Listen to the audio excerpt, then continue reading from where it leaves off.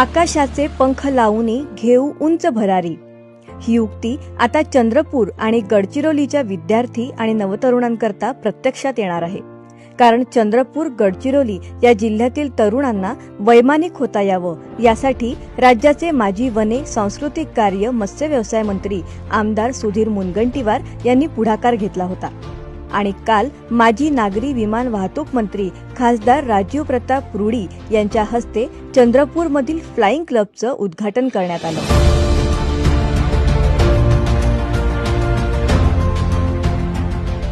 विद्यार्थ्यांचं आकाशात उंच झेप घेण्याचं स्वप्न प्रत्यक्षात साकारण्यासाठी चंद्रपूर येथे फ्लाइंग क्लब स्थापन करण्यासाठी सुधीर मुनगंटीवार यांनी विशेष प्रयत्न केले.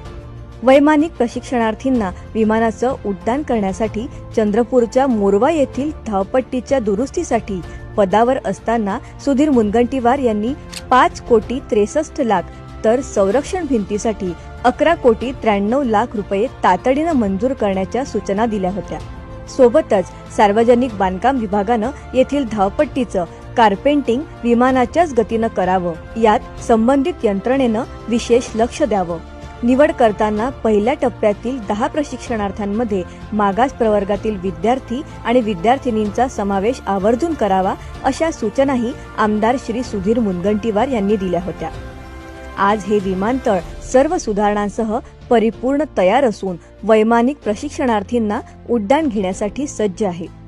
आमदार सुधीर मुनगंटीवार यांनी सातत्यानं केलेल्या पाठपुराव्यामुळे चंद्रपूरचं फ्लाइंग क्लबचं उद्घाटन झालंय. भविष्यात अनेक क्षेत्रात इथले प्रशिक्षणार्थी झेप घेत चंद्रपूर गडचिरोली क्षेत्राचं नाव उंचावतील हीच अपेक्षा.